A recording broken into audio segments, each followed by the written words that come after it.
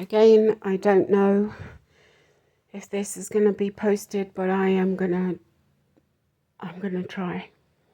This is very important. It needs to be said. I've posted about it. I'm being completely ignored. Also, some of my posts just disappear.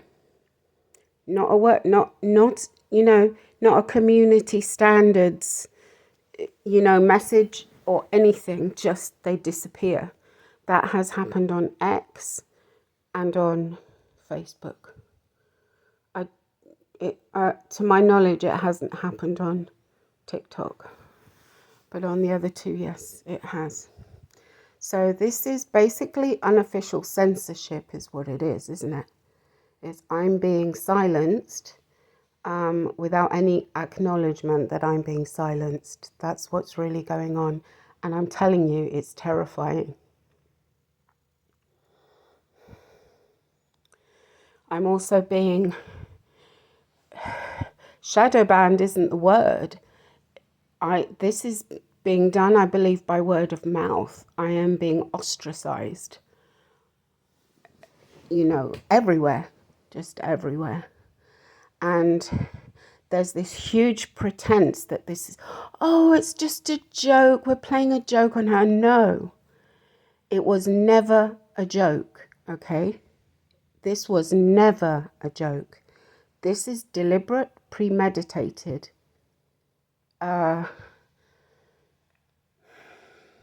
It's a takedown of a human life is what it is, okay? And it was never a joke.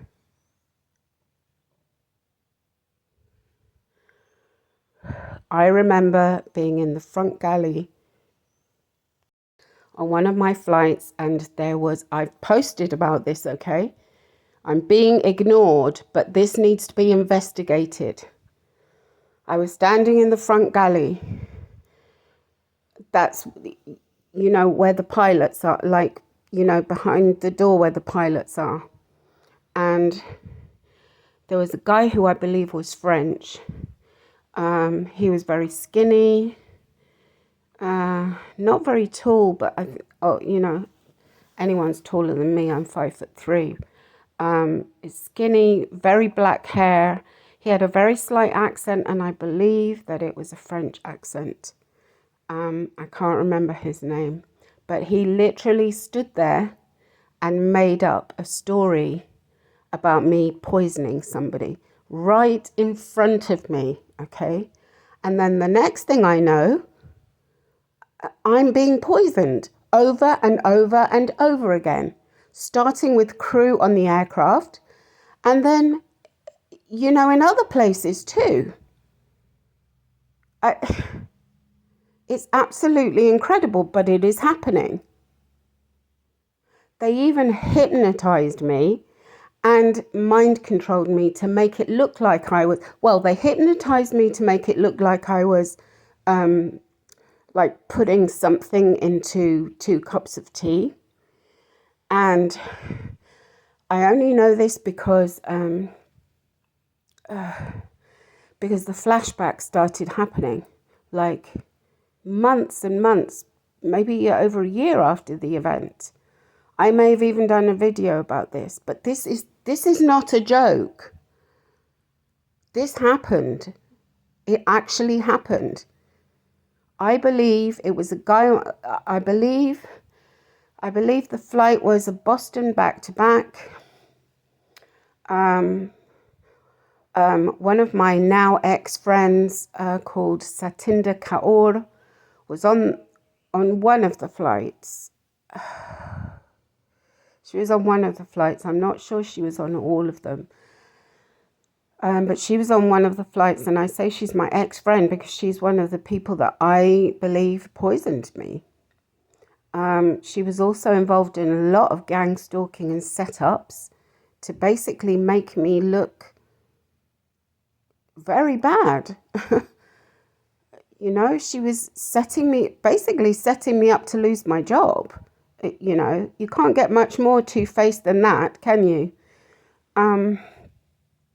Okay, so here's what I remember. There was a man with red hair I don't know why I'm remembering that he was sitting in either 17A or 17B. It was the unusual aircraft, one that we didn't fly that often. 757? I don't know. I can't remember. This was a long time ago, but it was an aircraft that it was an unusual configuration that we didn't fly all that often, and there was a club compartment kind of to the rear of the aircraft after the middle galley.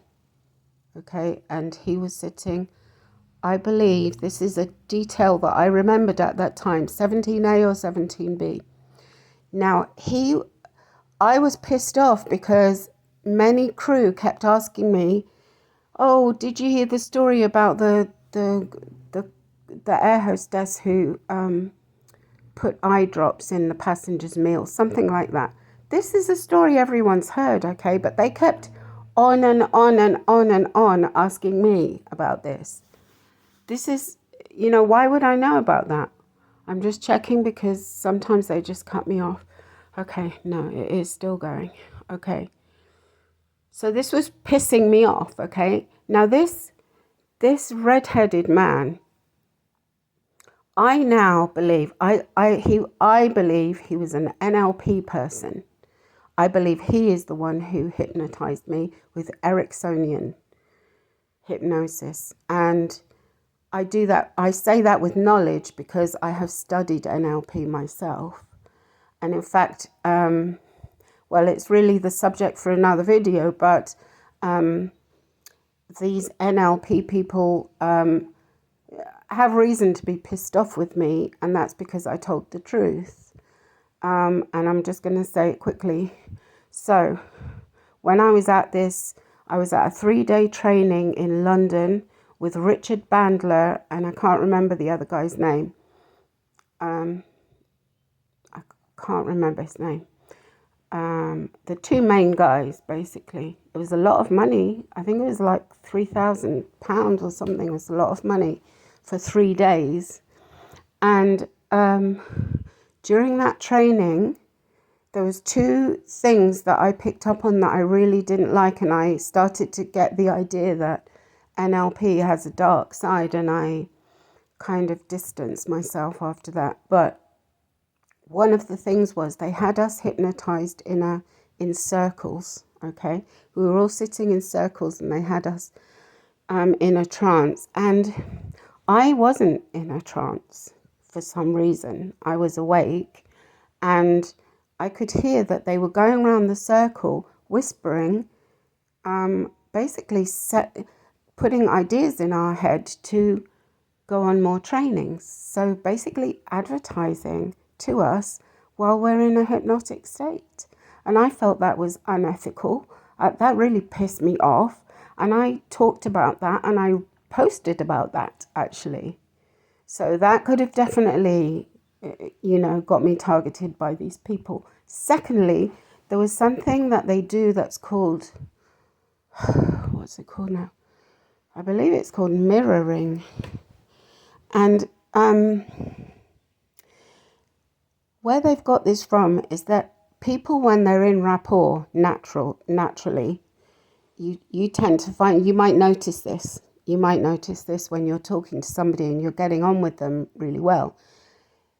You inadvertently start mirroring each other, okay? So what they're doing with NLP is they're doing it deliberately. And I just felt that was really manipulative. I didn't like it. That's not why I went to this training. I didn't go to this training to learn how to manipulate people. I was interested in, helping people to stop smoking, lose weight, overcome anxiety, all of those things, And yet this had a very dark, I didn't like it. And I spoke about that too. So I'm just going to state here, there are definite reasons why these NLP people might be targeting me. Among, I don't say that they're the only ones, but certainly they're definitely involved. And also because these NLP techniques are being used against targeted individuals in general. So I'm now questioning how involved is Richard Bandler and his crew in targeting. There's a definite agenda, you see, with gang stalking that I'm gradually picking up on, but I haven't got it completely. And it is to do with social control, okay? It's a big, big agenda. And I have posted about it. Certainly they are normalizing torture and they're normalizing victim blaming, There's all these narratives about, feel the fear and do it anyway, What's another one? Things only changed after I hit rock bottom, and another one. This was that famous actor, what's it? Jim Carrey, okay? Suffering leads to salvation. This is all part of the same thing, okay? We are being herded in a direction and it's not a nice one, okay? And the whole, the name of the thing is neuro-linguistic programming. You program computers, you program robots, you don't program human beings. I'm sorry, no. So something is not right here and I'm not, I'm not going to shut up about it. And it seems that it's getting me killed, actually. That seems to be what's happening. So going back to the story on this flight, is it still working? Yes. Okay. Still recording. So going back to this flight, this guy with the red hair, who I believe was an NLP guy, he even it was as if he was trying to look like Derren Brown, who's a very famous NLP guy. By the way, Derren Brown's a great guy, and I do not associate him with the Richard Bandler crowd at all. I just want to clarify that, okay? In fact, Derren Brown has been trying to point out, very cleverly trying to make people see that there are dark sides to this kind of social engineering and the way that we as humans behave when we are in groups. He tried to demonstrate this. But and I have posted about it. That's a subject for another. But anyway, I just want to clarify here. I do not put Derren Brown in the same category with Richard Bandler and his crew at all. Not at all. Okay. So this guy with the red hair, I don't know his name. I think he was sitting in 17A or B, a club seat. He was mumbling. And I now realise he was deliberately mumbling, okay? Satinder Kaur was standing next to me and he was mumbling. And then I was asking, I said, I can't, I was like, excuse me, because I didn't understand what he was saying. He was clearly asking me something and I couldn't hear him. And then I vaguely picked up that he was talking about this stupid story about the air hostess, the flight attendant who put eye drops in somebody's dinner, okay? Now, I don't know anything about this. I've just heard the story because everyone has. It's one of the first stories they tell you when it's called Galley FM, it's gossip. Anyway, So I kind of rolled my eyes and said, yes, yeah, because I've heard it. I've heard that, you know. And then I thought, okay, I'm out of this, I'm done with this. And as I started to walk away, I saw out the corner of my eye Satinder Kaur, you know, reacting in a way like, oh my God, like that. And I was also under mind control. That's what I know now, but I didn't know then. There's so many things I know now, but I didn't know then. What I should have done is gone back and said to her, why I should have asked, but I didn't. Like, why didn't I, But anyway, so I saw her reacting as if I'd said something terrible. And I would, from my point of view, I just acknowledge, yeah, I've heard that stupid story 100 times. I don't need to hear it again, thank you, you know. But she was definitely reacting as if I'd just admitted to something terrible. That was how she was reacting. And then,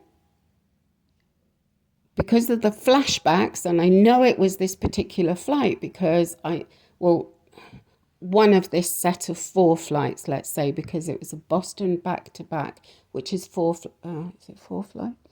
One out.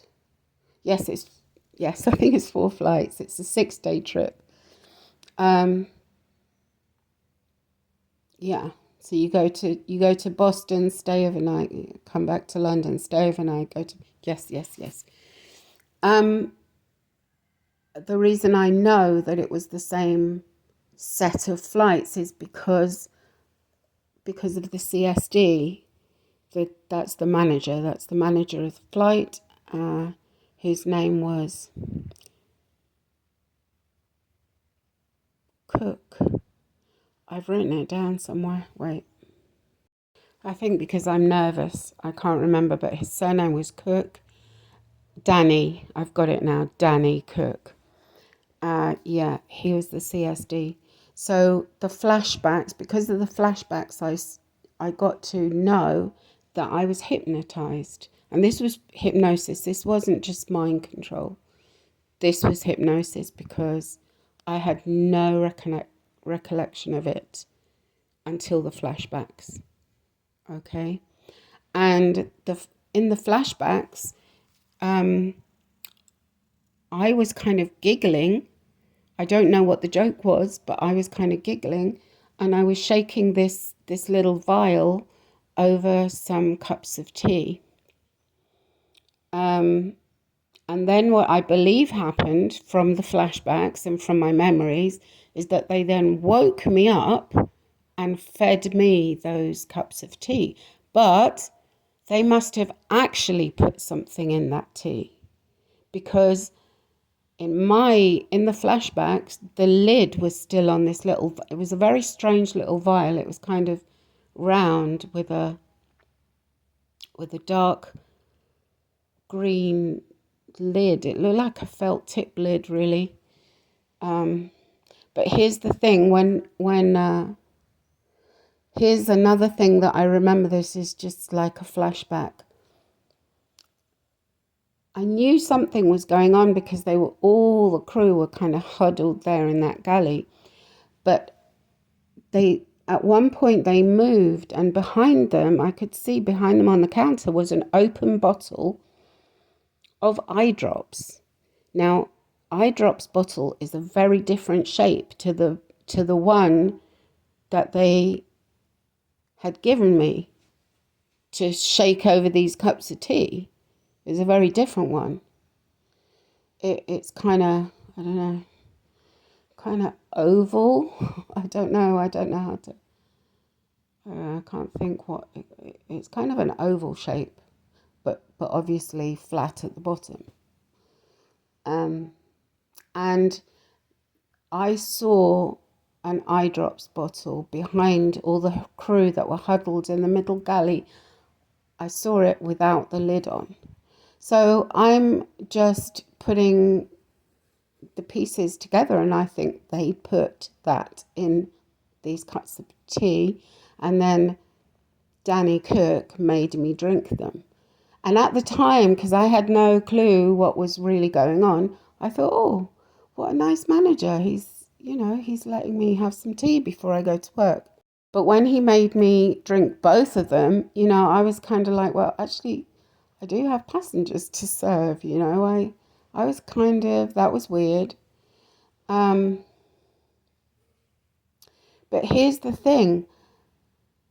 I think this was a lie that was just made up about me, and then they hypnotized me to make it seem like it was real, and all these people believe it, and I'm being punished for it over and over and over again. And this is not a joke. It was never a joke, okay? It was never a joke. And this is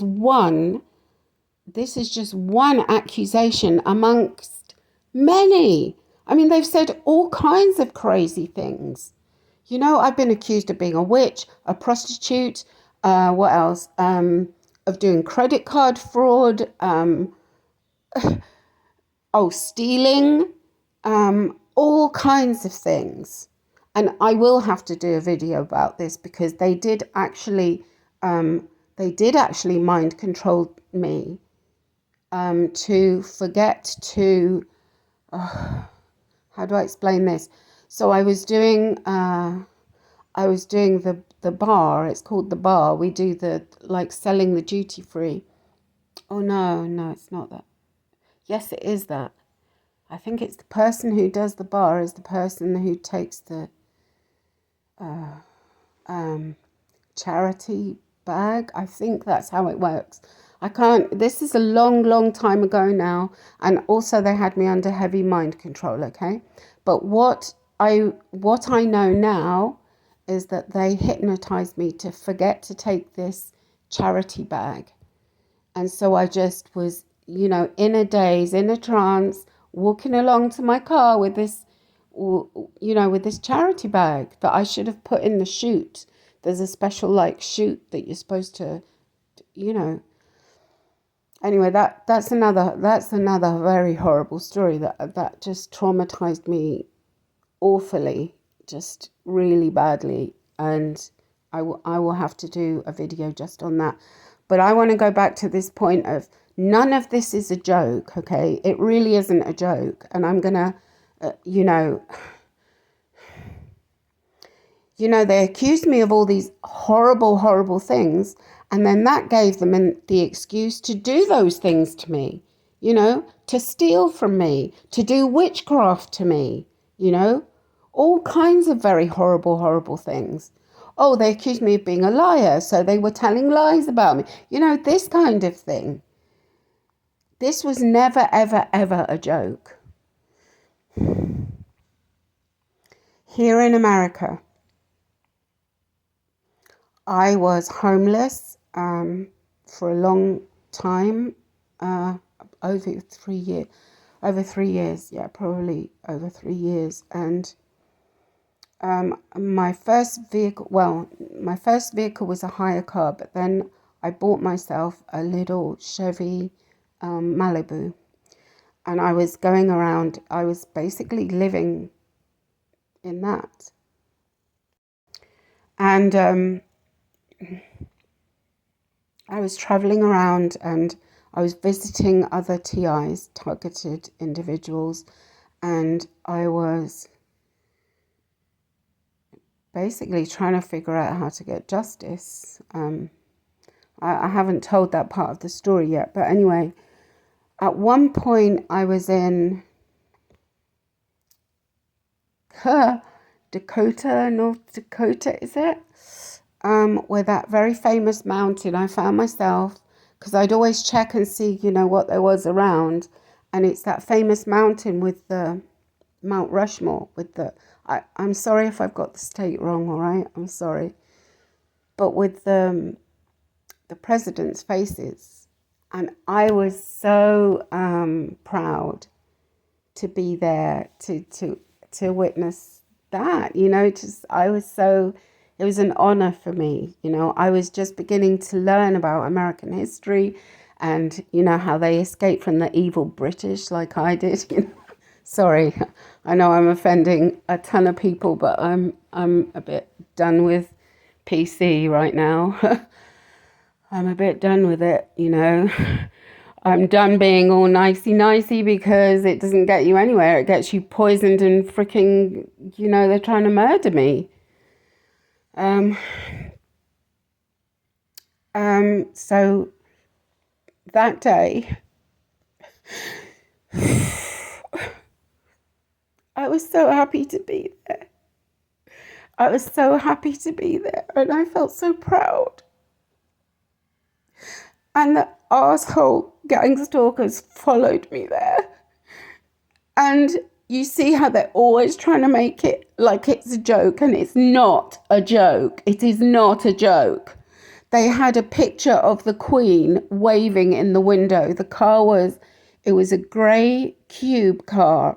I remember because they were very new at that time. I don't know if it was 2019 or 2020. Is it still going? Yeah, it's still recording.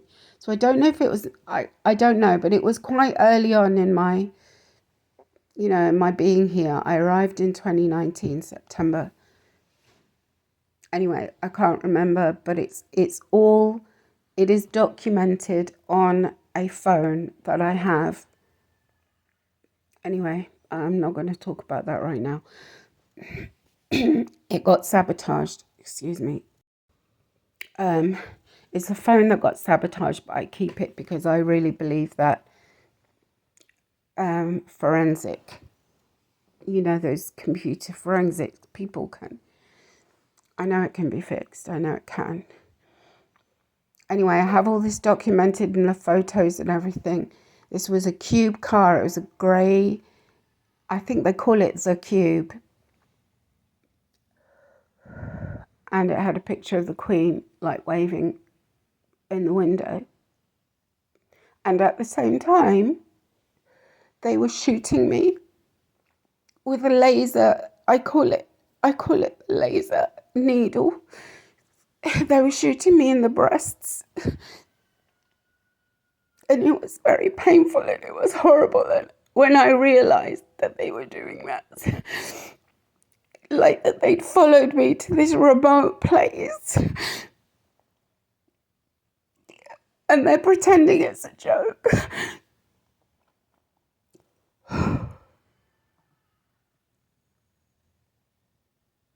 This was never a joke. These people have been trying to kill me. This was never a joke. Ever.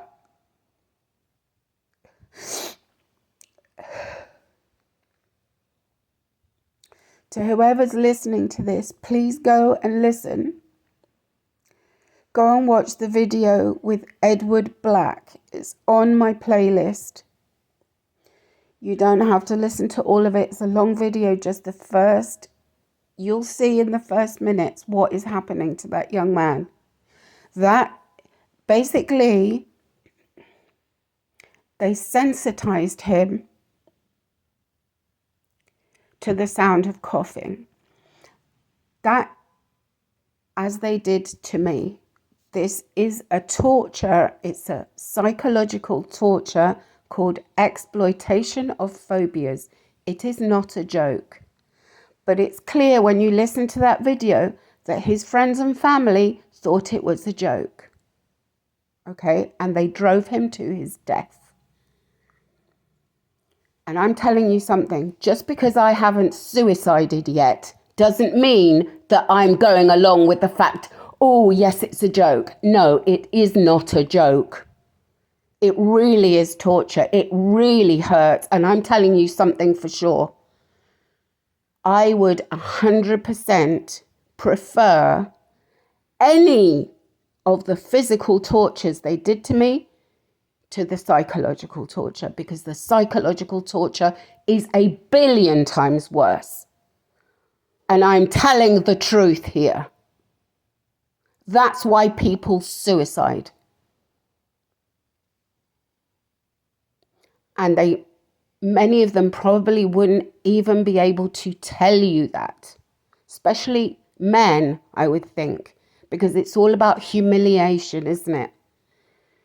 You know, I remember when I tried to speak up about these things, I just got I just got humiliated and shamed. And that is exactly what's happening now. And they've sensitized me to all kinds of things now, not just the coughing. Since then, they've sensitized me to all kinds of things. The latest one is this they're doing something strange with their tongue, sticking their tongue out or something, and they've sensitized me to that. And now they've weaponized my whole environment because I can't watch a video. I can't go onto Facebook without there being some video where there's somebody doing this thing with their tongue. And by the way, the coughing and the tongue thing were both done by the chief of police here in Lake Arthur, Louisiana. The chief of police is called Jared Thomas. There was an incident Friday, 2 weeks ago, 3 weeks ago, Friday. I've got it written down. I've reported it. He was doing both of those things, and all the staff of the bank where I was were doing the tongue thing as well. This is a form of torture. It's called exploitation of phobias. Look it up. It's also torture to have so many people, so many complete strangers doing these strange things. That is torture. That isn't a joke. That's terrifying. That's domestic terrorism, actually, is what it is. And they have sensitized me to other things too. And the things they sensitize me to, often they're things that they've copied from me. So they're essentially stealing my words, my ideas. And then what they're doing is ostracizing me. So they've stolen my essence kind of thing, and then they've ostracized me. I can't take part in anything now. I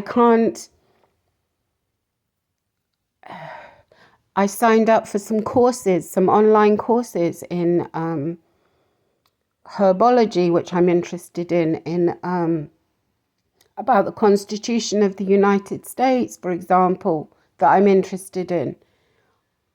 I can't access any of my courses because the gangstalkers have contacted the people that run the course and have made sure that they contain my triggers. This is torture. This is absolutely torture. And basically the message that I am being told, which is, by the way, coercion, is that I am not allowed to take part in society in any way whatsoever unless I agree to accept torture. That there is the definition of torture, by the way. So I want to say here very clearly, this was never a joke. And anyone who's taking part in this, you have taken part in torture. That's what you've done. And domestic terrorism. These are RICO crimes, okay? My privacy has been violated. And so many people have been involved in this. So many. They've had, I mentioned Jim Carrey earlier, didn't I? They got him to do the tongue thing. Other actors, politicians, they've got so many very important, very rich people all to attack me with this torture in all kinds of different ways.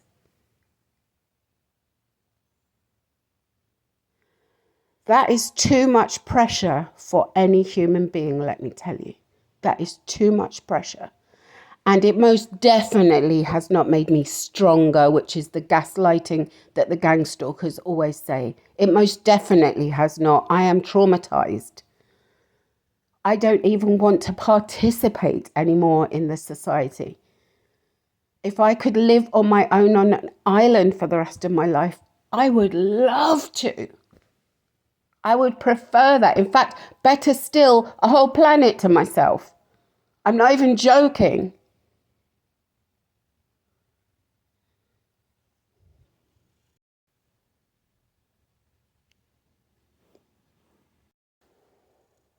None of this was a joke. Anyone who thinks it's a joke, it isn't. It wasn't. And there's a lot more to say about this. Really, a lot more. The last thing I want to say is this. I want to tell this story. I've told it before. I can't remember if in a video or in a post, but I've told this story before, and it's very important. I saw them do this to another targeted individual. It was in Panama. This is a girl who, this wasn't her real name, but she told me that her name was Antoneldas. Okay. I think her real name was, I don't know if it's Celine or something like that, or I've almost got it, Coel. I can't remember. It's a French name. She was a girl from a little island somewhere. I can't remember even the name of the island. I can't even remember the name of the island that she was from, like a little island. And they had, basically they destroyed this girl's life, just like they've done mine. And the reason I keep stopping is I keep looking to see if it's still recording, because this has cut me off so many times in, you know, mid flow kind of thing. So I know this was all a setup. I booked an Airbnb, and I know it was a setup. This was in Panama City, Panama, not in America, in Panama. And they were doing the same things to her as to me.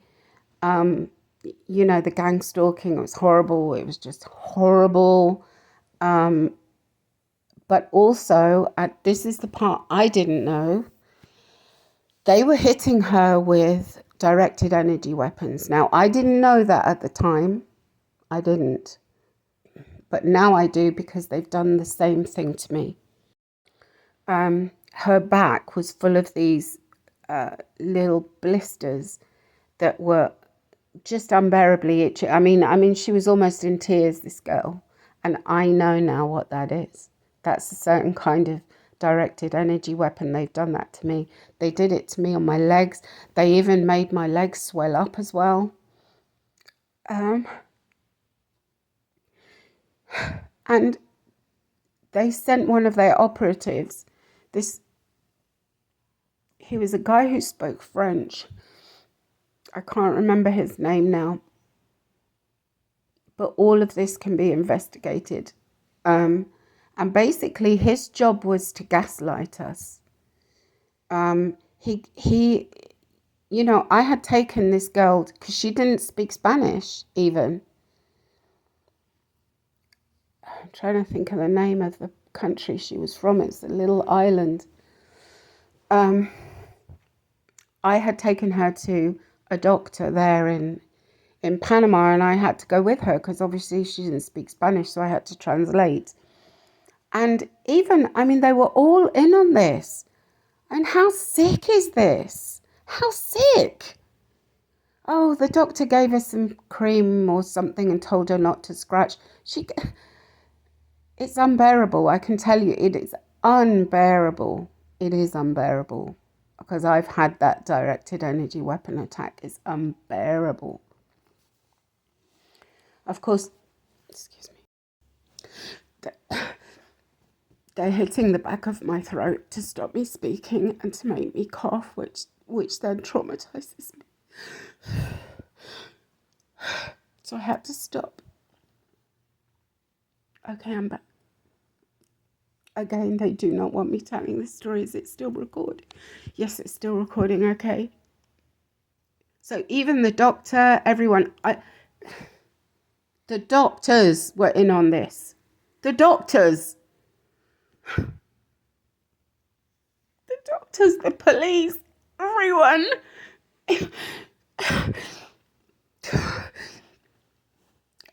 And this gang stalker that was in the house was gaslighting. Oh, he ended up giving her some cream that cured her, supposedly. No, it didn't freaking cure her. They just turned off the directed energy weapon. That's what they stopped hitting her with it. That's what happened. That's the truth. And then when she had absolutely nothing, I mean, she's in a country where she doesn't speak the language. She had no money left. She couldn't even pay the rent. She couldn't pay the Airbnb. That's when they turned her against me and turned her into a gang stalker. I made her pretend it was all a joke. And that's what they're doing to me now. And everyone's pretending it's a joke, and it's not a joke.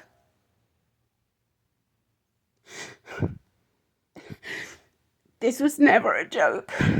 And they have tried to kill me multiple times. But you know what? I wish they freaking had. Because going through this is worse than death. It is worse. That is the truth. And this is not a joke. This is not a joke.